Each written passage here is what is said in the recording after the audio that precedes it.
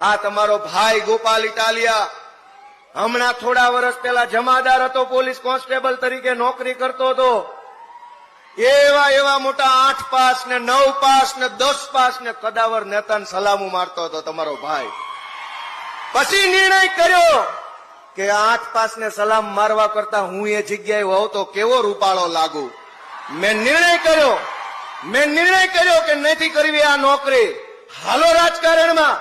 અરવિંદ કેજરીવાલજીનો સાથ માંગ્યો, એમણે સાથ આપ્યો ને આજે તમારી વચ્ચે વિસાવદરના આશીર્વાદથી ધારાસભ્ય તરીકે ઉભા. દોસ્તો, હું તમને બધાને વિનંતી કરું છું કે નથી કરવી નોકરી, હટાવો 8 પાસ ને બેસો એ ખુરશી પર. તમને પણ ડોક્ટર બાબા સાહેબે અધિકાર આપેલો છે. દોસ્તો, ક્યાં સુધી લાચારી કરીશું? આવો રાજનીતિમાં, આમ આદમી પાર્ટીમાં જોડાઓ, સંઘર્ષ કરો, કામ કરો. 1 વર્ષ નહીં તો 2 વર્ષ નહીં તો 4 વર્ષે તો તમારામાંથી અનેક જુવાનિયા કોઈ તાલુકા પંચાયતમાં, કોઈ જિલ્લા પંચાયતમાં, કોઈ નગરપાલિકામાં ચૂંટણી જીતીને જનતાની સેવા કરતા હશે. અઘરું જરાય નથી. અઘરી એક જ બાબત છે, નિર્ણય લેવો. પહેલો નિર્ણય લેવો એ અઘરો છે કે જાવું કે ન જાવું.